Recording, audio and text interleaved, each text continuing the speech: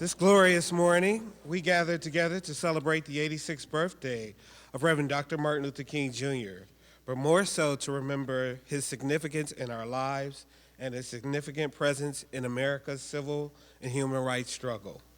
And so this morning, I would like to use as the subject from which to preach the American dream. It wouldn't take us long to discover the substance of that dream. It is found in those majestic words of the Declaration of Independence, words lifted to cosmic proportions. Quote, "We hold these truths to be self-evident, that all men are created equal, that they are endowed by their Creator with certain inalienable rights, that among them are life, liberty, and the pursuit of happiness."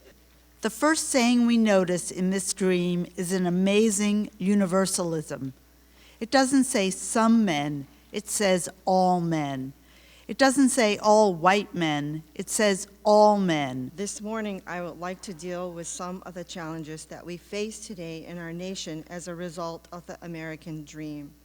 First, I want to reiterate the fact that we are challenged more than ever before to respect the dignity and the worth of all human personality. It does not mean that all men are created equal in terms of native endowment, in terms of intellectual capacity. It doesn't mean that. There are certain bright stars in the human firmament in every field. It doesn't mean that every musician is equal to a Beethoven or a Handel, a Verdi or a Mozart. It doesn't mean that every physicist is equal to an Einstein.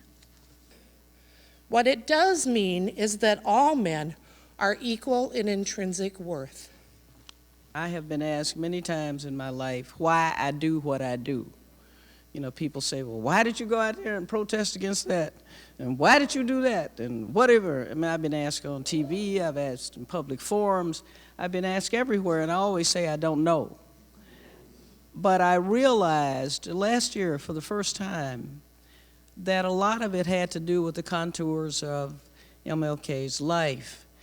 And his life has two segments for me. One is when he was alive and then killed, and then all those years since then, speaking constantly back and forth with Coretta, and always discussing what would Martin do.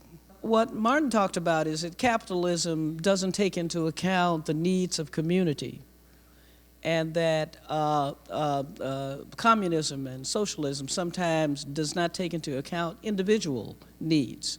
And what you need is a balance between the two. So what you do is you remove the rough edges of capitalism. You think about community. He was a community guy. You have to be active and you have to do something to get attention. There's community work. Black Lives Matter is community work. I have been so appreciative of the work that those young people in all these different groups are doing. That we will get there if we all do our share in our time to hasten the day when everybody, regardless of race, class, ethnicity, religion, gender identity, age, or however disabled, will enjoy freedom and equality. And if we do this, we will honor Martin's legacy and make his goal of liberty and justice for all a reality. Thank you very much.